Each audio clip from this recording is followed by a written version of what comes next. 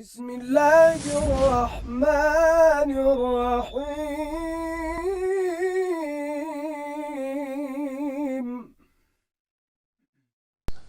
You probably saw all over the internet today, people at Black Friday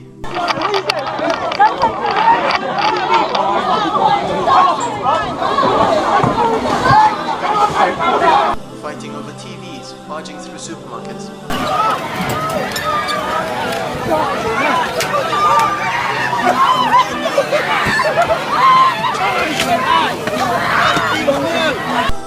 But these people are acting on instinct.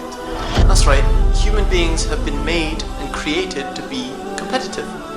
We compete in sports, we compete on the X Factor, and we compete in all aspects of life. Now, whether it's Pacquiao or Britain's Got Talent, we love competition and winning prizes. And every competition has a prize. The boxer wins a title, the footballer wins a trophy, the winner of the lottery wins a lot of money, and the winner of the X Factor gets to perform in front of the Queen.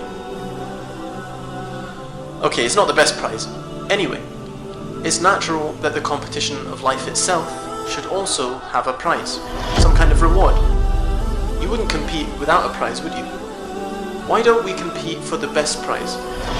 What even is the prize of this life? It can't just be a lump of glass and metal. All you have to do for that is queue up and pay £250. Living a whole life with all its tests and trials must have a greater prize. Now, a Muslim, like myself, is the one who submits their will to the will of the Creator. They too compete, but to please the Creator. They also rush, but not to a lump of plastic and glass. They rush to prostrate to the Creator. Rush towards good deeds and truth and good speech, not swearing and jumping over people. We are competing for an abode in the hereafter, to achieve a paradise, where life never ends. Pleasure upon pleasure, a place no eye has ever seen, gardens under which rivers flow, the best of food you desire, which lowers itself to you without you having to move an inch, being served as a king, reclining upon a throne, having anything you desire, with no pain, no dying, no suffering, no work, and no competing anymore. After all, you don't compete after you have the prize, do you? We invite you to that which is good for you. Now you may be saying, I don't believe in an afterlife. This is probably the result of one of three things. Either you have rejected the false ideas of God and therefore the false concepts of heaven, which I have too. Number two is you've been brainwashed by the overwhelming invite to believe in atheism, rejecting that the creation has a creator and instead believing the creation has no creator. And the so-called scientific explanation of the purpose of life, that you evolved from another species and you will just die and you have no purpose. And you wonder why suicide rates are so high. It's not the so-called Muslim suicide bombers, it's depressed individuals fed up with living for no reason. Check the statistics. The third option is you have insufficient evidence for believing in God or the hereafter. However, you must accept that this television had a maker. Without seeing them, you know that there is an inventor, a maker, a producer. Now this is a no-brainer.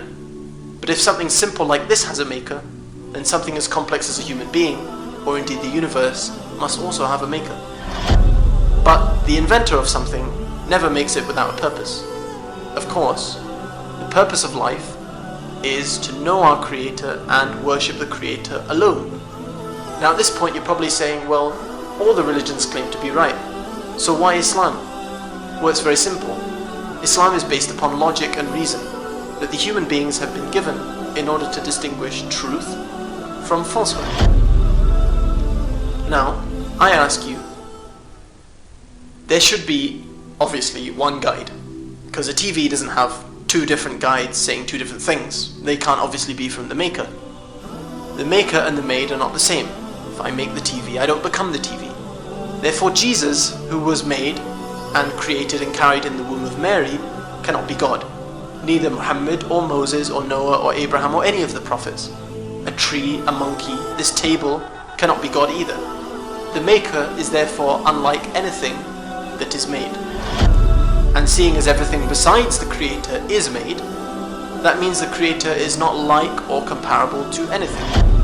So this includes the idea of an old man sitting on a cloud, or Jesus being the son of Mary but being God at the same time, or these people claiming to be divine. It doesn't make any sense. Now take for example this camera which is filming me. It obviously has megapixels, but nothing like the human eye.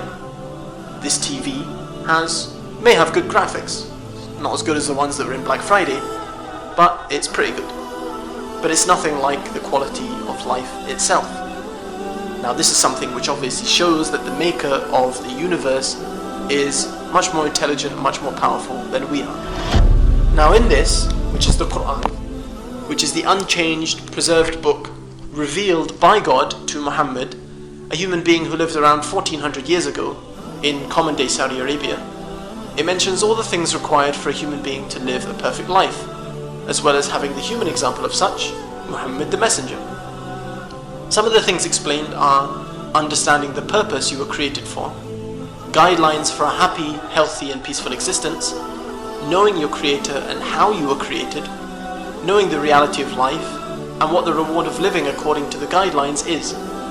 Compare the reward that I explained earlier with the reward of Black Friday, which is a £250 TV, which some may get and others only left with just a black eye, or any job promotion or any cash prize or any reward, and you will soon realize that Muhammad Ali, Mike Tyson, Cat Stevens, myself and others have accepted this divine reality and found real peace and happiness, which you can't find in materialism.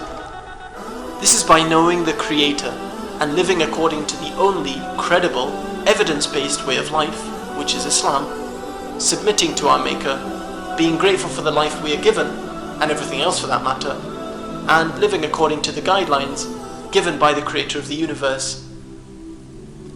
While people rush to the shops on Friday, we Muslims spend the day congregating to remember and submit to the one who created us, and granted us everything we have, and also granted those who went to the supermarkets the ability to walk, talk, have a heartbeat, a blood system, a brain, life and eyes to enjoy the TV that some may be able to get their hands on.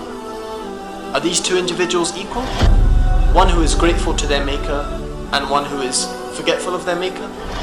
I leave it up to you to decide.